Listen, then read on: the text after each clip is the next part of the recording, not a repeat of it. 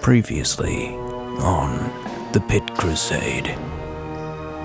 A glimmer, they call it. A glimmer? A glimmer. Hog monster fed on the heart of an adulteress. Don't you know your monster lore? The only thing I know of that can put down a glimmer is the calming force of some kind of tranquil saintly magic. We'll need a relic. We'll need to return to the base, to the center from which my order come. It's quite simple, really.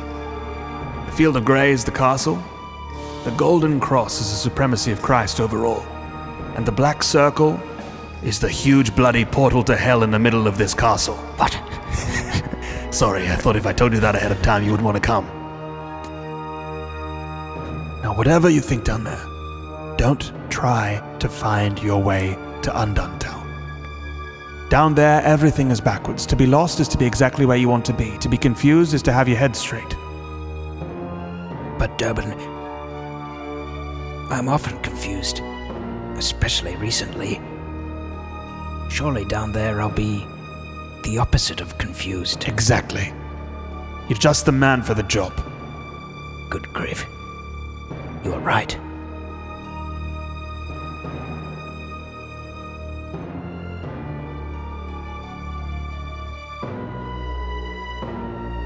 Well, as you near the barracks, you're passing down these hallways lined with portraits of former keepers of the castle. There's torch sconces by all of them, and they light up all these various austere faces.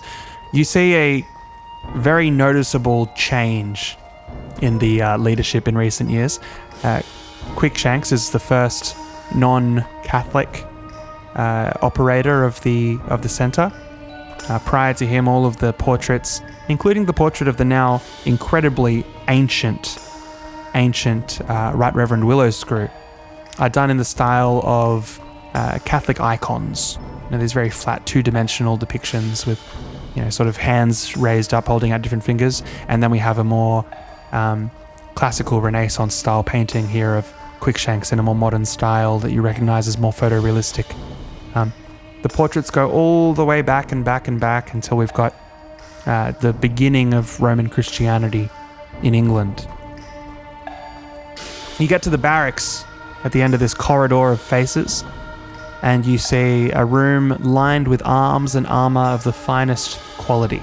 The walls are lined in various configurations with every kind of weapon, new and old, and there's a special glass cabinet that seems full of trinkets and ornaments and odd things that don't fit with the swords and shields. Abby and Alfie sort of begin to look around the room, and they split up and go off and look at different things. So Alfie goes straight for the cabinet and stares inside, eyes wide. What manner of objects? All sorts of things. There's a row of bullets in a special box, which looks like a little cigar box, which is open. And it's got a bunch of bullets, which are musket balls, you can imagine. But throughout the lead of the musket ball are peppered little fragments of bone and the topmost digit of a finger, just pointing forward. As though when you point the musket, the finger bone is pointing forward out of the barrel toward what you're shooting at. Abby goes around to the crossbows, and there's a series of crossbows in ascending scale across the wall, going from a small, pocketable hand crossbow all the way up to a large siege crossbow that you think could blow in a castle door. Of course, Abby wouldn't be able to lift that. No. She takes the sort of handheld one and rifles through a barrel of bolts. Yeah, they're sorted by steel tip and silver tip. And then there are some also that are flint knap tips and some that are bone tipped. It's all sorts of different creatures that need different gimmicks. She takes a variety: barbed, sharp, blunt, explosive. There are some explosive bolts as well. Some tracer bolts that glow with magnesium, like a flare. As well as some that you have no idea what they do. There's, in the cabinet as Alfie's rifling through now, he also finds a strange pipe which appears to be made of stone, and a pouch of some oddly smelling tobacco. He finds a flask of what he can only assume is holy water. A strange vanity mirror, I have no idea what that's for, and, different little vials of dusts and serums and... Abby turns around and looks up and sees Alfie standing wearing a purple robe with a sort of... he's holding a gnarled bone fetish with feathers and gold beads hanging off it, as well as a small shrunken head. On his head, he's also wearing these pointed silk shoes. He looks outrageous, and as he takes a step forward, he almost trips on all of his trappings. And of course, the stone pipe in his mouth and the strange mirror in the other hand. Father, you can't be serious. Look, Abby, we're going down in the pits. We're gonna need every... Father, look, just get a codpiece and a sword. We'll be fine. he sort of tries to look serious, and as he takes a step forward, he stumbles and drops the bone fetish, and it shatters on the ground into 100 priceless pieces. With a dark hissing sound. Yeah, black smoke rises out of it and says, Maybe these pointy shoes are not so great after all. Anyway, you can outfit yourselves with any sort of weapons and arms and armaments you want. Alfie's just going to have a sword and codpiece, and Abby's got the handheld thing and a variety of bolts. Yeah, well, after you've spent some time preparing yourself, everything, of course, has the insignia of the sacred tabernacle of the Fifth Monarchy. So you've got the gold cross over the black circle in a field of grey. And you make your way out into the courtyard beyond the barracks and see, expanding before you, the mesmerizing sight of the pit. Looking at it, it's not actually black. What you're confronted with is a sea of heavy silver mist, rippling so opaquely and uniformly that it looks like a humongous sheet of silk. Alfie takes Abby's hand as they step closer. Yes, well, with you is Quickshanks and a whole retinue of men. So there are 10 soldiers that have been assigned to go with you. Looking at them, there's a sort of rogues gallery of soldiers. You just have every type there you can imagine. There's sort of the wry, quick talking, bard type guy with a crossbow and a bag of tricks. There's a big, brutal, stupid hulk of a man with a red bandana and a big hammer. There's a sort of old scholarly guy with glasses and a bag of scrolls. It sort of feels a bit like Aliens or something, you're this troop of action adventurers, but far more nameless, because we're not going to spend a lot of time doing character exposition. Before you can step forward into the yawning abyss with them, Black Durban runs forward from behind you. Wait! You forgot to take this. And he hands you the box containing Salty Philip. I take the box. Something you need to know. His real name isn't Salty Philip. Come over here to the corner. If you're to go without me, you'll need to know his true name so that you can master him. Yes. Salty Philip is a dangerous beast. He's not what he seems. Far more powerful below than above. Down there in the city of Undone, he'll act as a ward. Nobody will be able to harm you unless you violate their laws. However, in the wilderness beyond the city, you're completely up for grabs. His true name, which you must never speak to anybody, is Yak Solathare. Yak Silathure. No, that's his brother. Yak Solathare. Yak Solathare. Yak Solathare. You must get it exactly right. If you get it wrong, he will not answer to you, and this creature, while he appears so charming, is really quite dangerous when not on his leash.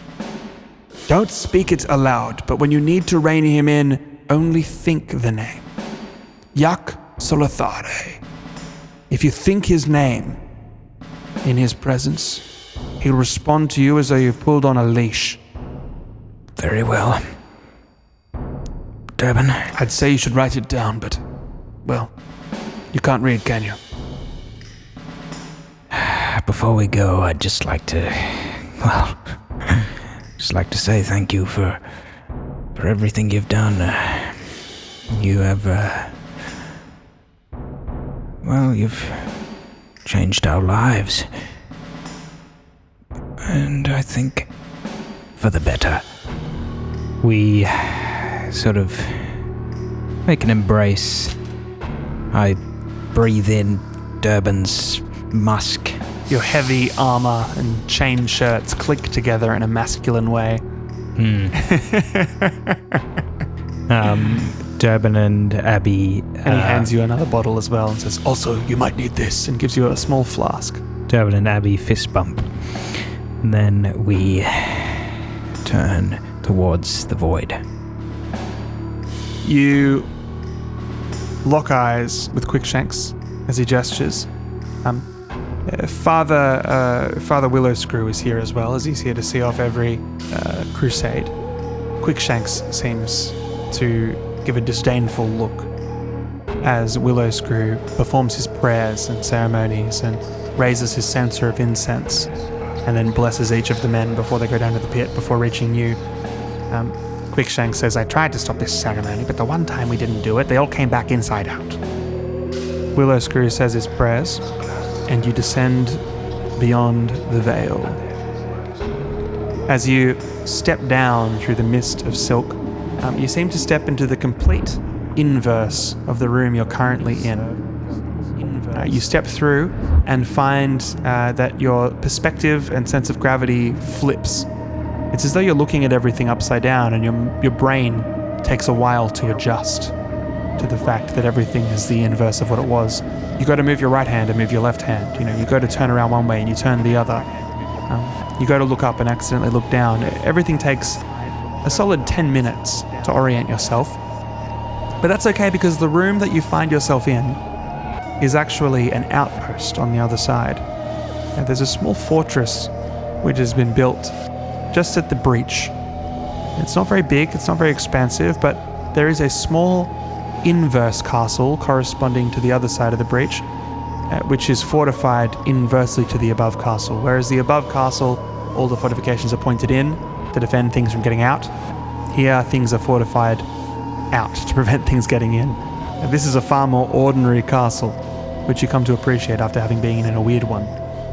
Alfie is on all fours, sort of crouching, looking around, trying to get his bearings. Still holding Abby's hand, she pulls him to his feet. Father, come on, let's go. One of the soldiers comes up to you and says, Before we go any further, this is how he talks. before we go any further, we best tie on our cords.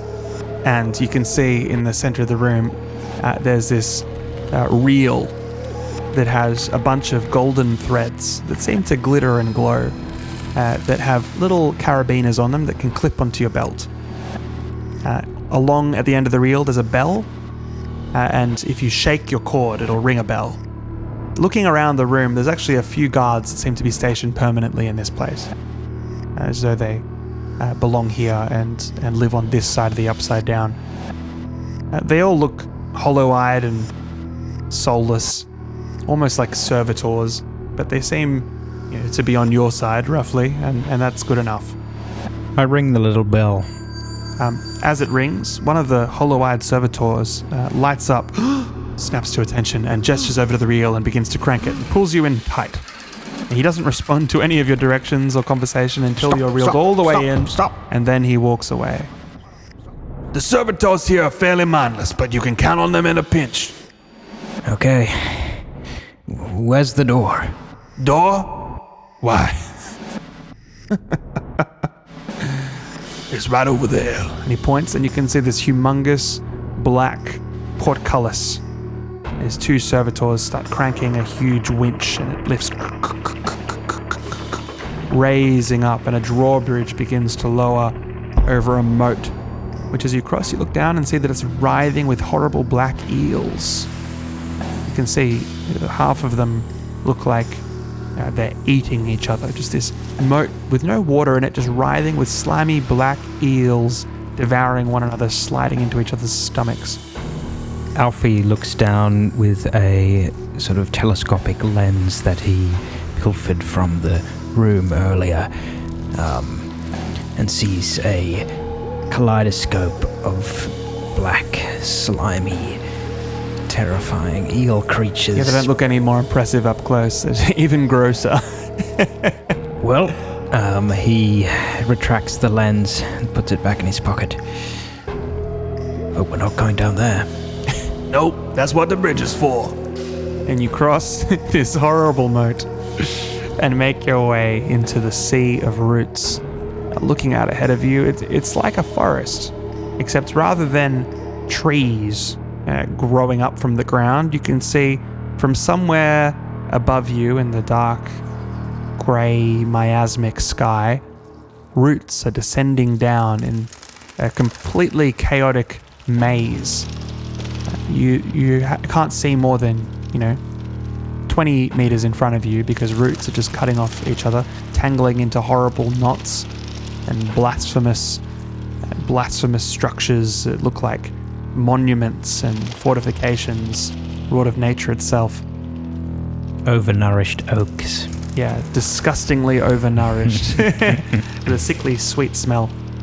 The roots, most of them don't even touch the ground, so you wonder what it is that they're drawing from. But you set out into the sea of roots. Abby, so where exactly are we going? Alfie. Well, I'm not quite sure, actually. Where was it Black Durban said again? You hear the box with Salty Philip shake. Let me out, will you? I can tell you exactly where we're going. But perhaps it's best we don't know. At least not yet. No, it's definitely best that you should know. Please, let me out. The box is shaking. You hear a polite knocking on the box from inside. Alfie picks up the box, holds it in his hands, and then clicks open the latch. As you do, the door of it swings open, and though the box is only about the size of a child's lunchbox, huge black wings, much larger than you, the size of one of the eagles from Lord of the Rings or something. This humongous set of black wings unfold from this box, spreading out and arcing, and two large black obsidian glossy hands, which are in every way the hands of a man except that they are perfect black, in a way that barely gives any reflection at all, reach out and pull a fully formed man's body, all in black obsidian darkness, from this box. The figure standing before you is a huge winged angel of obsidian with eyes that burn like red coals and strangely proportioned muscles that look almost like they're carved out of stone rather than the typical round, angular shapes of human flesh. Ah, good to stretch around a bit. Now, Salty P. Salty P. Durban said you'd behave yourself. Yes. Do I have your word? Well, you have my name, so I suppose I don't need anything more than that, do I? I suppose not. Now look, I don't like the folks around here much more than you do, truthfully.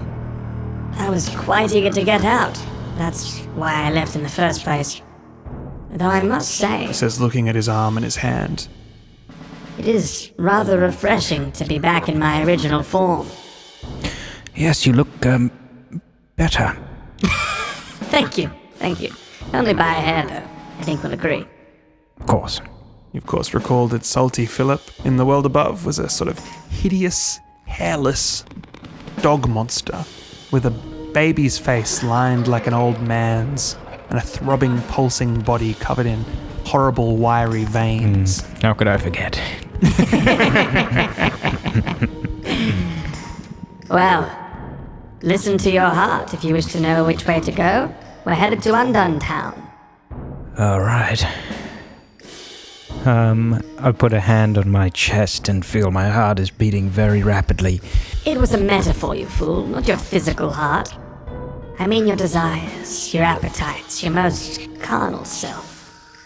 Jerome saith the heart is deceitful above all things. Well, now it is our object to be deceived. Let your passions lead you along and you'll find yourself in the town of that prodigal son. What's a metaphor? Oh, don't worry. Let's go. You seem perfectly stupid. On second thought, just do what you will. Alfie steps forward and chops one of the roots in half, severing it. The roots recoil, and then one of them seems to look angrily at her. Salty Philip eyes you warily and says, I wouldn't do that if I were you. "Oh, yeah," and interjects, henchman number 1. I wouldn't be messing with the forest. It bites back. And it bites pretty hard. And he gasps as all of a sudden you see a humongous rat rip his head off of his body. With a blink, it's gone. That wasn't very good. Alfie and Abby recoil a moment and back to each other. And looking around, you realize that you can't see any of the guards you were with. Well, I wanted to ditch them anyway. Come on, guys. What about we go You that hear a way? scampering in a clearing around you. Yeah, we're gonna go the opposite direction. Bad move. And you move in the opposite direction and find you going exactly toward it. The scampering becomes louder, and suddenly, squaring off with you, is a man who has these horrible features. His face looks twisted and rat-like. His eyes, little black and beady things. Atop his head is a crown of rats, their tails knotted together. You recognize it as a rat king, a horde of rats that have spent so much time festering and biting and clawing at each other in their confined spaces that their tails have scabbed together and fused together, so that 10 or more of them are tangled together in a sort of circle. Well, this man with the horrible features is wearing a rat king as a crown. Alfie steps forward. Ratman, I have long been kind to your folk. Now you will let us pass unmolested, for I have never set a trap, nor have I stepped on a rat's tail. The rats spin on his head, and as they turn, the man doesn't speak, but the rats on his crown do with human voices. Never set a trap, he says. Oh, great lover of rats, he thinks he is. The rat crown scurries clockwise in a hideous fashion. I think he's a liar. I've never met a man folk that didn't hate rats. Spins counterclockwise. I saw him pull my tail. I know it. Spins clockwise again. No. That was that awful fellow you ate last week. You said he pulled your tail. Spins back. A lot of folks pull my tails. Spins clockwise. I think you're pulling my tail again, Alfie. Well, pleased to meet you. We'll be seeing you perhaps another time. Farewell. We scamper away. Salty Philip says. I don't think it quite worked. And you hear the scurrying of 1,000 rats all around you, moving closer. Abby, The Rat King, by the way, is nowhere to be gone. You turned your head and he'd vanished. So rats are surrounding us. Well, it sounds like it. You can hear chittering, scampering, squealing in the darkness. they're just rats, Father. Come on. I'm sure there's worse out here. She doesn't even finish that sentence before she feels a sharp bite in her ankle. Ah! Looks down and sees a humongous rat, about the size of a, fox terrier, hanging off her ankle. It's bitten hard and dark blood is gushing forth from the wound. She immediately pulls out the handheld crossbow and fires a barbed arrow. Squeal. Salty Philip says, Okay, I think we've got one option now. Run very fast! I'm going to call for the first dice roll of the game. We haven't had a single dice roll yet. It's been quite a while with no dice. It needs it. I want an athletics check. Okay. I want one on Alfie and I want one on Abby. And I'm going to give Alfie an athletics stat of 65 and I'm going to give Abby an athletics stat of 75. Sure. Who were we rolling for? 3 for Alfie. Well, Alfie is quite okay. He seems to run like Usain Bolt, a 3. That's very good. Always been afraid of rats. Kills him every chance he gets. Stomps on 10 while he runs. And a 65. That is a mild success for Abby, but that's okay. That's a success nonetheless. Well, you sprint and sprint and sprint and find yourself free of the clearing, and as you break through, you run out of the sea of roots. And you realize that one of the guards, the sort of, suave, musketeer type figure that was with you, that's sort of filling that archetype in the band of thieves you were traveling with, he smiles and says, well, we got away from that one, didn't we? And then a huge rat, about the size of an ogre, grabs him by the shoulders and tears him into 2 pieces down the middle like he's splitting an apple. You're showered with gore and blood, and you can see that this rat, while the other rats are all afraid to leave the Sea of Roots, is clearly there's some kind of boundary marked for them there that they can't go beyond. This huge rat ogre has no such compunctions. It squares you down and begins to walk toward you. Salty, I don't suppose you can fly us away with those big black wings of yours? No, these are far more aesthetic than that. Really more for showing off than actual flying. But perhaps I could give you a hand in a scrap. Why don't we try and... What do you do with rats? Give it a bop or something? Look, really, I'm not much of a fighter. More of a lover myself. What do you want to do?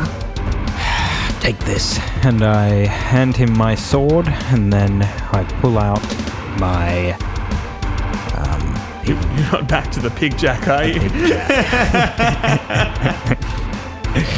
All right, well, tell me your moves first. This rat is unintimidated by you, so he's walking slowly. Abby, first off, pulls out her large crossbow. She loads it and aims. All right, well, give me an archery check. She's got a pretty good stat in this, so give her a 70. Cool. Yeah, that is a very high success.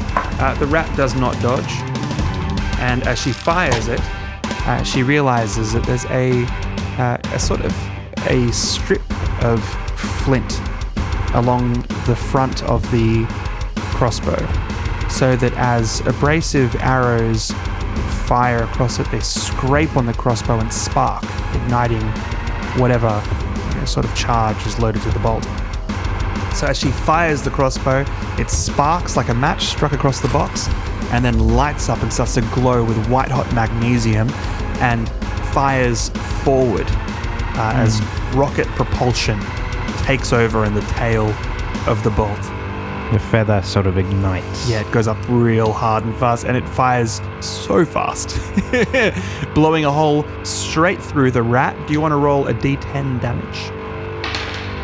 6. Yeah, doing a significant amount of damage, blowing a straight, neat, cauterized hole straight through the stomach of the rat, which really seems to make him mad. Alfie has just a moment to react before the rat barrels into him screaming. Well, Alfie doesn't have that many moves, and he usually just resorts to a bop on the head. Well, he goes for the bop, I guess. Give him a bop check. 78. That is a failed bop. Alfie swings his pig jack and realizes he should have brought a rat jack. And he drops it as the huge rat charges him down onto the ground and bites at his collar, doing 7 points of his 14 health. Damn. Yeah, Alfie is critically wounded at this stage, and I'm going to need to get you to roll Constitution to see if he goes unconscious. 25. He's quite okay. But this is a severe wound, and it's going to impede him for the rest of the combat, probably beyond. I'm going to give Salty Philip a bit of a sword swing, but look, let's be truthful. He doesn't look like he knows what he's doing with that sword. And he swings wide, but he sort of shouts, Get back, you silly rat! The rat doesn't seem to mind. Alfie is going to procure a small shiv from his inventory and just try and stab it a few times. He's exhausted and bleeding out, but it's all he can manage. 32. Just sort of That'll stabbing. get a good stab. You stab at the rat somewhat ineffectually. You can see that a small little shiv isn't really going to do too much to its thick hide, but it seems very irritated. Does a little bit of damage. Do you want to have another shot with Abby? Now she's going to need hard successes because the rat is wrestling with her father.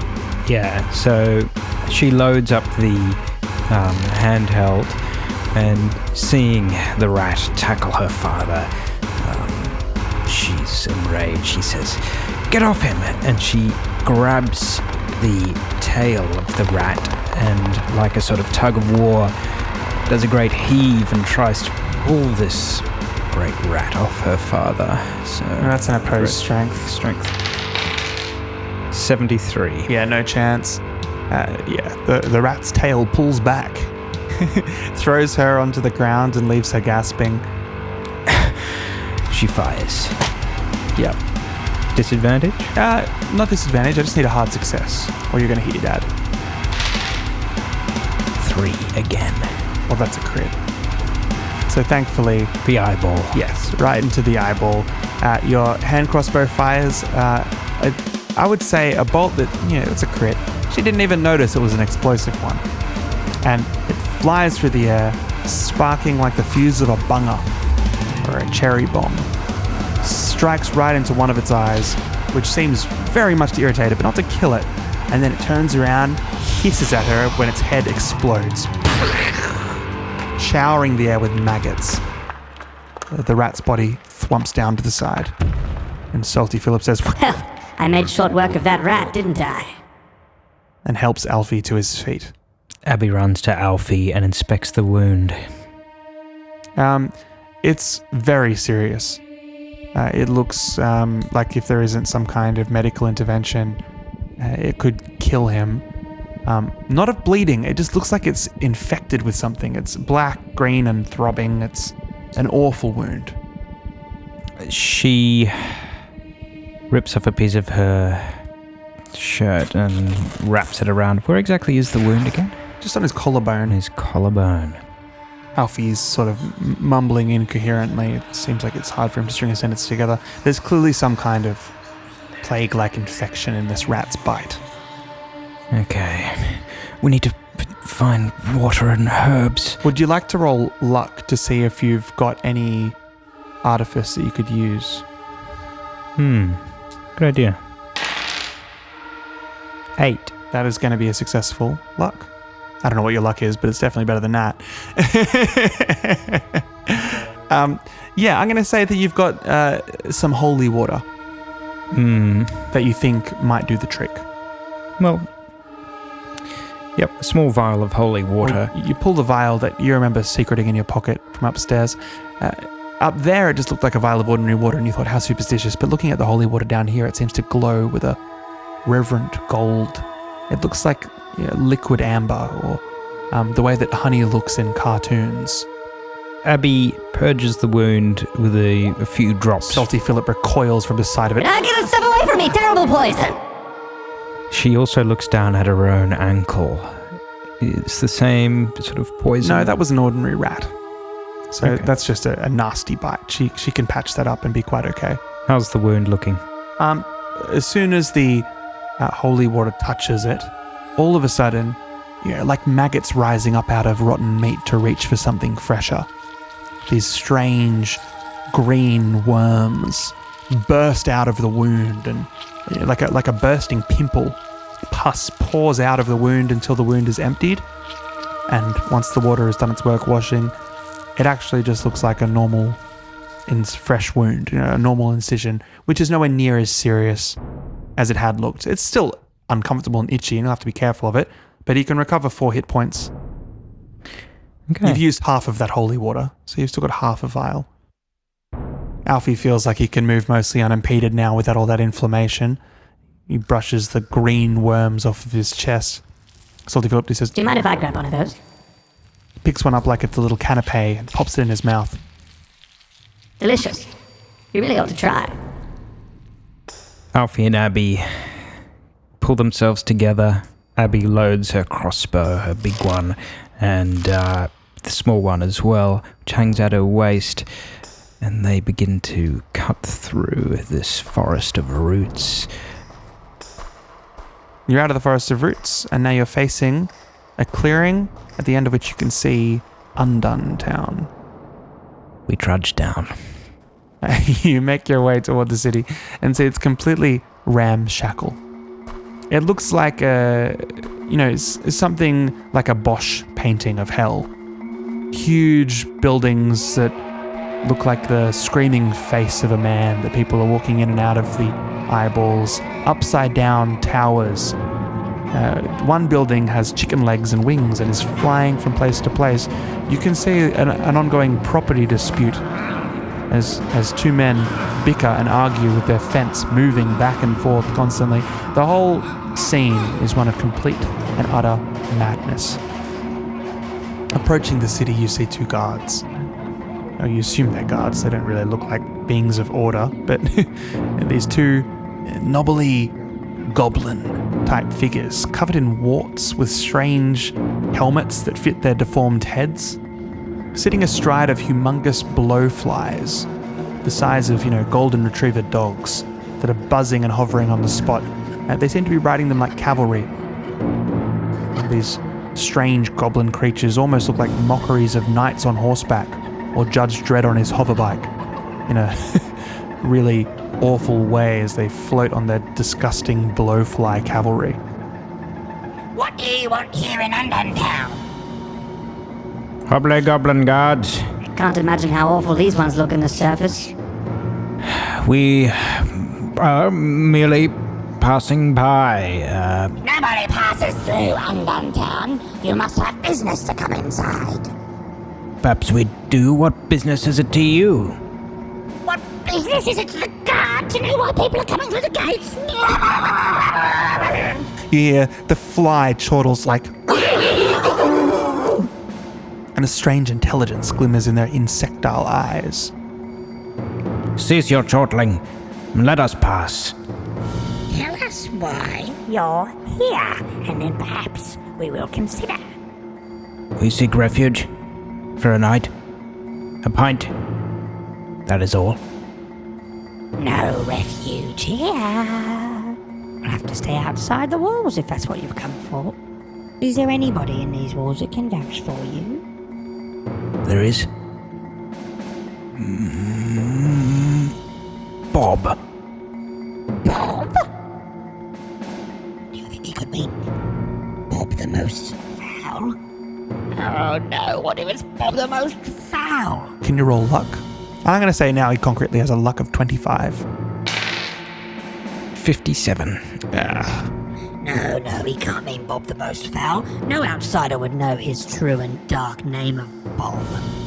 Yes. No, we don't believe you. Your daughter, Abby, whispers in your ear, Father, I I don't think your approach is working. Perhaps you could force Salty Philip to remember for us. Yes, you're usually right. All right. I look over at Salty Philip and begin to think the word yuck. And he seems to cringe and he says, he shudders, he feels pain, but he says, Yuck what? Yuck what? Don't make us remember. You can see a little glimmer of that ugly dog baby face creature. Come on, Salty B, spit it out. All we need is the name. Only if you use my full name, I won't do it. I won't remember. No. Solather. You one syllable off. Yug Solather. He gasps and then says, King of Leeches, we're here to see the King of Leeches. Oh, yes, that's and then the right. goblins at the door say, Why didn't you just say so? Sorry, a momentary lapse in my memory. I'm getting old. King of Leeches, he's here for the king. Well, better not keep the king waiting. I suppose if there's people here to see the King of Leeches, we don't hear. Where does the King of Leeches live, if you know him? In the Castle of Leeches, of course. Salty Philip says, Oh, bugger, it's the White Stag Inn. Come on, let us through. And he pushes the goblins aside and walks through. The goblins are snottily laughing and chortling as you walk past them, and you enter through the gates into the city. And looking around, you see just the madness is only more insane up close. You can see a man running completely naked being chased by a teapot. It almost looks like a perverse scene from Beauty and the Beast, as the saucer, the cup, and the candlestick chase after him. And looking around, you see that all of the birds flying overhead have human faces, are holding conversation and smoking pipes. Goblins sell their wares on street corners as strange and terrified little children imps run in the alleys. Alfie reaches out and holds Abby's hand. Father, come on. We've seen worse. I mean, it's just an animated walking ear. We've been to Newcastle. Yes, the animated walking ear walks right past you and says, What was that? Oh, nothing. Sorry. I heard you. Carry on. Yeah, carry on. Yeah, well, you walk through this horrible Bosch hellscape until you reach the White Stag Inn. Do you know how you know that it's the White Stag Inn? Have a guess. It is a giant white stag with a door. Very close, a giant white stag beetle. The inn is currently traveling from one street to another. A humongous white stag beetle, something the size of an apartment building, is crawling across the street, just crushing ramshackle Tudor-style buildings underfoot as it passes. And on its back, you can see crenellations and crannies and a whole network of rooms and fortifications and ramshackle buildings hanging off it that are built into the beetle. There's a ladder leading up to it, and you can hear rejoicing and partying and celebration and songs and all sorts of cacophonous instruments bellowing from the back and insides of this horrible beetle. Is there any ropes or ladders? Yeah, there's a rope ladder hanging down off the side of the stag beetle. There's a million ways up, really. There's, a sort of, what do they call those people that drop people home from the pub when they've had too much? Angels? Something like that. Yeah, there are these strange winged imps that are flying back and forth, picking people up and carrying them up. There's even a sort of goblin that rides a unicycle, though he only has one leg, so he's sort of turning the pedal in a very grotesque fashion, who can ride up the side of the beetle and down, balancing people perfectly on his head. You can see the patrons are being ferried to and forth onto the beetle very effortlessly. You can join the procession if you wish. Yes, we'll say that a strange green-skinned man extends his arm 13 it feet. stretches out. He's like Mr. Fantastic. His arm just stretches down and ropes around you like a snake and then pulls you up into the horrible beetle. I look around. Just picture the most degenerate pub scene you can imagine. everything is a little bit off. All the beer is the wrong shade of green. All of the wine flows a little bit too much like blood mixed with maple syrup. The floorboards creak, but not in an endearing rustic way, in a way that is deeply unsettling, but seems somehow to harmonize with the terrible discordant music. All the tunes playing on the various bagpipes, and that one goblin who is holding his nose, closing his mouth, and blowing very hard as he can, so that this strange wheezing sound is coming out of his belly button in a rhythm. Now, all of these horrible instruments blend together in a way that is at once completely atonal and aharmonious, but somehow fits into a merry jig. Now, Abby, you've grown up a lot over the last year or so, and I think it's about time you had your first pint. I mean, why not? Look, Alfie, I've seen you drink some real swill in the time I've known you, but trust me, you're not going to want to have what's on tap here. At least go for the bottles, they're important. All right, then. Alfie walks up to the bar. I'll have one of those, and, yes, that little one there on the corner up there. Yeah, he brings down 3 Heinekens. You really can get this stuff anywhere, you sort of think. Same world over. We sit down and begin drinking, sort of tapping away to the discordant rhythms, and looking around for anyone or anything that looks remotely leechy. Yeah, well, your eye is immediately struck by a man sitting in a corner who is completely covered in leeches. Completely covered. His whole body seems to writhe in a dance of black chorusing leeches that move with the music and undulate with the strange rhythms of the stag. As the beetle takes catastrophic step after step, leeches shake from his body loose like snow falling from the eaves of a house in an earthquake, only to be replaced by new leeches, which constantly drip from the ceiling above him. Looking up, you can see the floorboards in the ceiling above him. Leeches are just slipping through and falling onto him, even as they fall off, go below. Never quite fancied those leeches. Very healthy, you know. King of Leeches must be the healthiest man in town. He looks it. Positively writhing. Strange vitality. Well, I suppose I'd better go and introduce myself. As you approach him, he seems to see you coming, but you can't see any eyes. Whatever his eye sockets are, covered in leeches, obviously. He's just, almost like he's wearing one of those big inflatable sumo suits for his proportions, but it's all leeches. You only get occasional glimpses of the strange, withered grey skin underneath as leeches fall off very quickly before they're replaced. I try not to step on any of the leeches as I come forward. It's unavoidable. But they don't mind. Okay. Alfie Pigman, And I extend my hand, then think better of it, and bow to him. He looks at you and, instead of speaking in a normal fashion, a strange, very mute voice seems to come from under the leeches. Can't hear it. But then the leeches on his body all begin to vibrate and shake, imitating the movement of vocal folds. And a strange, slithery voice, not produced by any lungs or throat, but by 1,000 vibrating leeches, comes to your ears.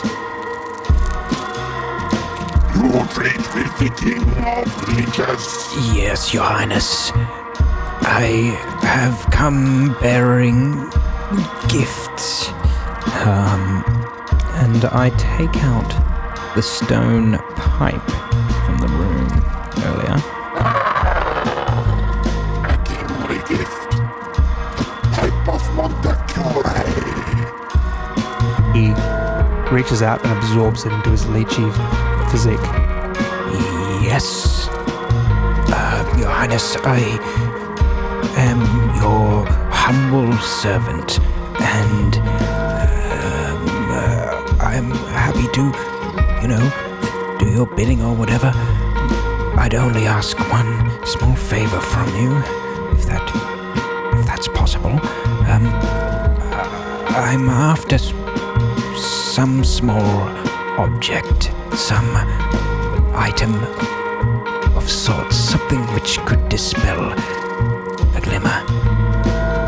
A glimmer. The leeches vibrate robotically. Perhaps the hand of St. Pius. Yes, if that is...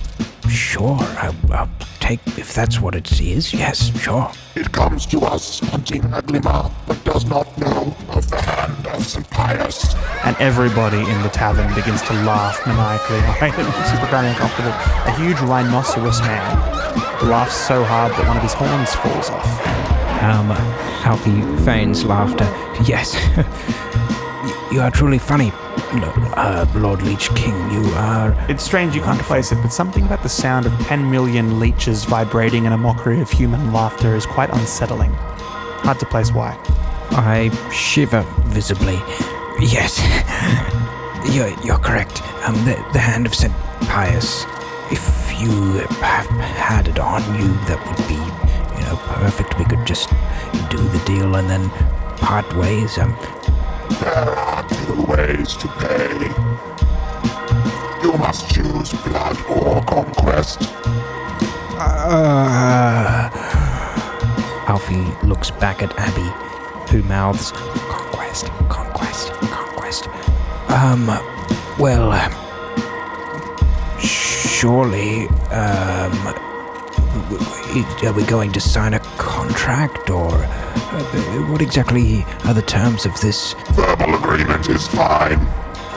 And then you see a huge ear, the one you recognized from before, saying, I will hear the verbal contract and remember it well. Not you again. Very well. I'll go with,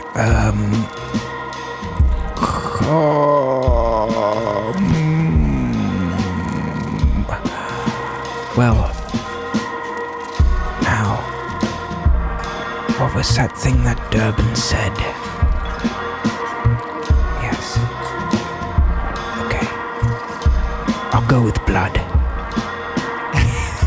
Abby gasps. And Salty Philip says, Oh dear. You agree then? 883 liters of blood. Well, not my blood. Yes, your blood. Extracted over a period of... arithmetic. Come here.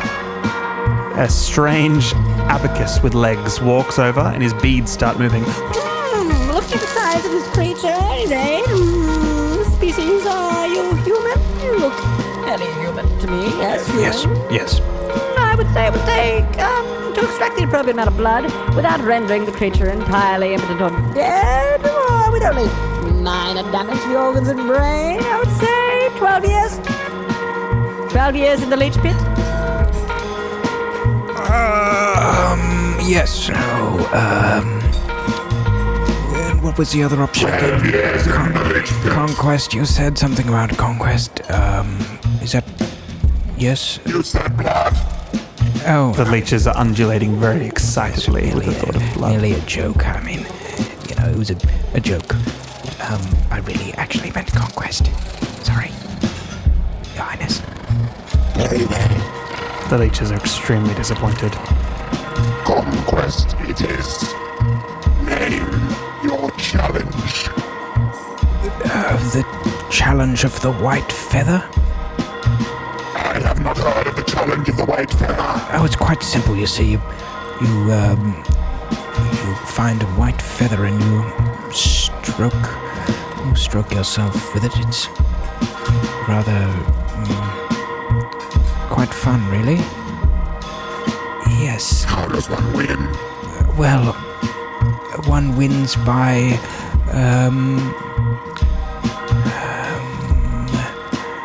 having a wonderful time.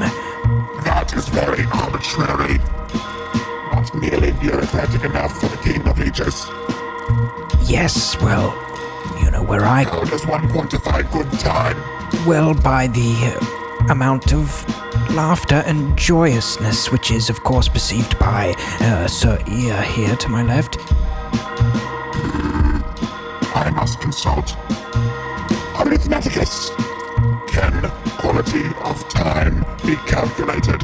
His abacus beads whir violently, flipping back and forth, jumping up and down, changing rung. He tries to force one of the blue beads off its column and onto the red column and only snaps it and passes out unconsciously and starts to vomit numbers onto the floor. No, this challenge is unsuitable. Well, why don't you name the challenge then? Very well. Every creature in the tavern begins to chortle disharmoniously, filling your spine with a chill dread. It will be riddles.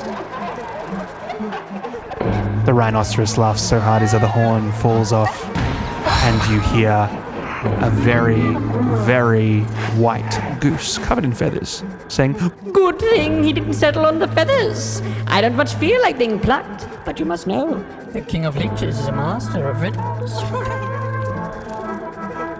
Well, you know, I know a few riddles too, so, who goes first? The terms of the competition are this. First, you will state your riddle. I will state my far superior riddle. Then, if I cannot guess yours, you will win. And if you... Wait, this is complicated. If I can guess your riddle, then you will win. Mathematics, how does it work? the abacus sort of gets up. It's looking a bit dusty. It's had its hair shaken off. Very simple. If you guess the riddle of Mr. Leech, King Leech, sorry, you will win. But if he can guess your riddle, he will win. Very simple. However, since the King of Riddles is extremely arrogant and proud, even if you cannot guess his riddle, so long as he can guess yours, you will lose. And vice versa. This is very complicated. Mr. Goose, how does it work? Very easy. Much easier than this silly feather game you're talking about. If the King of Leeches cannot guess your riddle, you win. Because he's extremely arrogant and proud, the odds are in your favor. If he can guess your riddle, and you cannot guess his, then you will lose. Yes, that sounds right. Okay, well,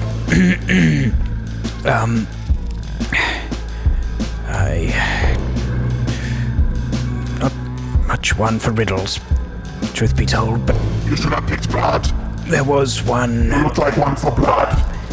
that I was told as a boy. Perhaps I could recite it. So, Mr. King, here is my riddle. I take without asking my meals unseasoned. I stow away on great ships, and I wait for my time. Well, there it is. I will state my riddle while I process yours. The leech has two daughters. Give, they cry. There are three daughters of the leech that are never satisfied. Nay, four that cry. Enough. They never say enough. Now I will turn to your riddle. Is the answer rats? I will repeat it one more time, and then I will tell you. The riddle goes, I take without asking. My meals unseasoned. I stow away on great ships. Wait for my time. The answer, my king. Rats, definitely rats. No. The answer is a leech. Rats! The Leech King horribly undulates at the ironic mockery. And all the rats in the room turn around and laugh at the leeches. Well, he quivers. A myriad of leeches fall off his frame, leaving the naked body of the leech man more horridly visible than usual. You can see he's a completely withered, skeletal, undead creature with grey-purple skin sucked close to the bones. You see his cruel and awful face, even his mockery of a golden crown underneath all those leeches. And you see him scowl before more leeches freshly replace those he's shaken off in his furor. Rats. You may have the hand of St. Pius. St. Pius, come give this man your hand. What? No, And you see Vigus and Mathematicus hold down St. Pius, who you didn't realize was here. Apparently he didn't go to the good place. They tear the hand off his body and bring it over to you, leaving him to clutch the wound. This will suffice. Point it at your glimmer, and it will turn into a pig. Thank you, Mr. Lord Leech, and you may use that riddle if you want. Yes, it was very good. And Leech themed, thank you very much. My pleasure. Now, we best be going, shall we? Not until you have a drink on the house. Sure. I'd love to. He passes by the brewery kegs and says, No, not a pint of maggots. No, not the blood of the slain. No, we will not serve to you the snot of the goblin, nor the nectar of the brave ass. Much fouler things will we serve to you. Yes, yes, yes! he fills you a pint of Summersby cider. Hands it across the bar. I taste it. Good heavens! Seriously sweet. How good you are.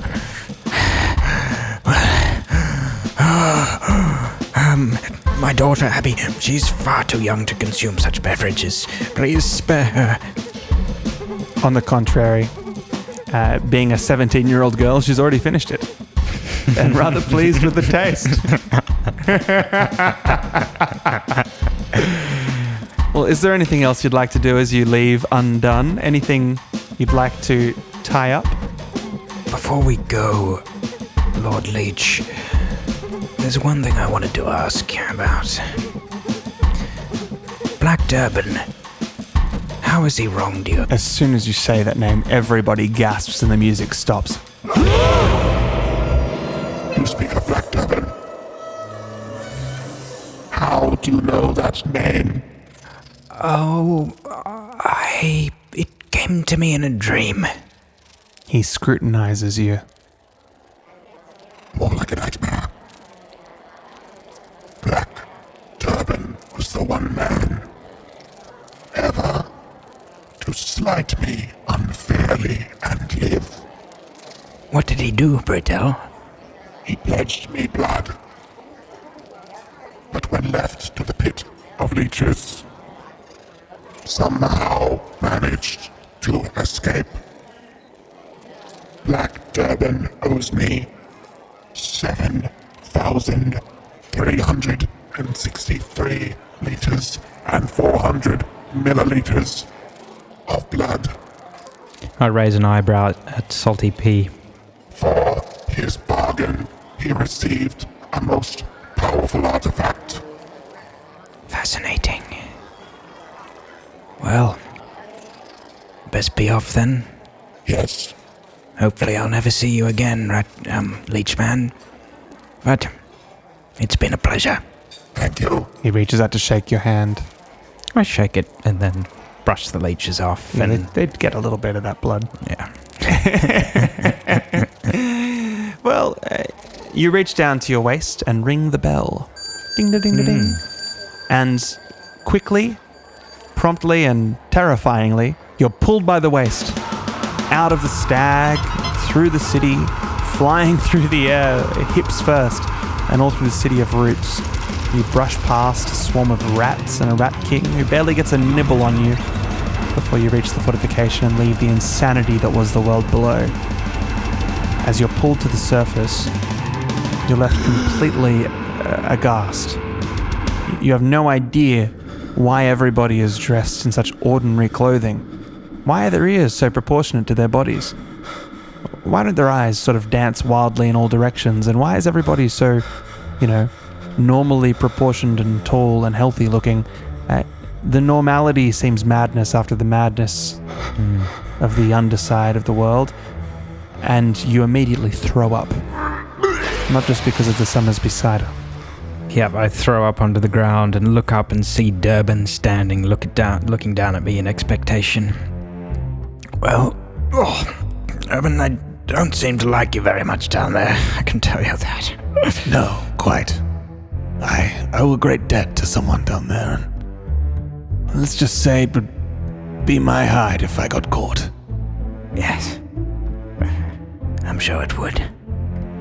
Well, perhaps we'd best put this little goblin back in his cage. And he grabs salty Philip, who is now back into his disgusting dog-like form. You know, I rather liked being back down there. I don't much care for this dog body. You didn't know my name. Only had some way to make you forget it. What was that, Philip? Nothing. He puts him back in his box. Did you get what we came for? Yes. I pull out the hand of St. Pius. It's beginning to smell. I think we ought to put it in some sort of glass jar, perhaps with some jewels on it. That does seem to be the kind of thing they do around here. And before you even finish the thought, Willow Screw is already, he's already saying the prayers, putting the hand in the jar, pouring the sacred formaldehyde. He's doing everything he would normally do to preserve the relic. Leaving you with it. I think we probably don't need to narrate the rest of the events in any great detail, but you and Black Durbin managed to journey back to Norwich, and in a glorious confrontation with the horrible Glimmer, which results in, many zombified villagers frenziedly committing all acts of carnal debauchery as you walk upon their glade. After you defeat them, you pull the hand of St. Pius with an accusatory finger that points at the Glimmer before it turns back into an ordinary pig, coughing out the heart of the adulteress like a foul thing that it had accidentally eaten. Black Durbin scoops it up, puts it in a jar, and buries it in a field under the full moon, as is fitting, leaving the town safe, rescued as always, and completely devoid of any living cultists or citizens. Another job well done.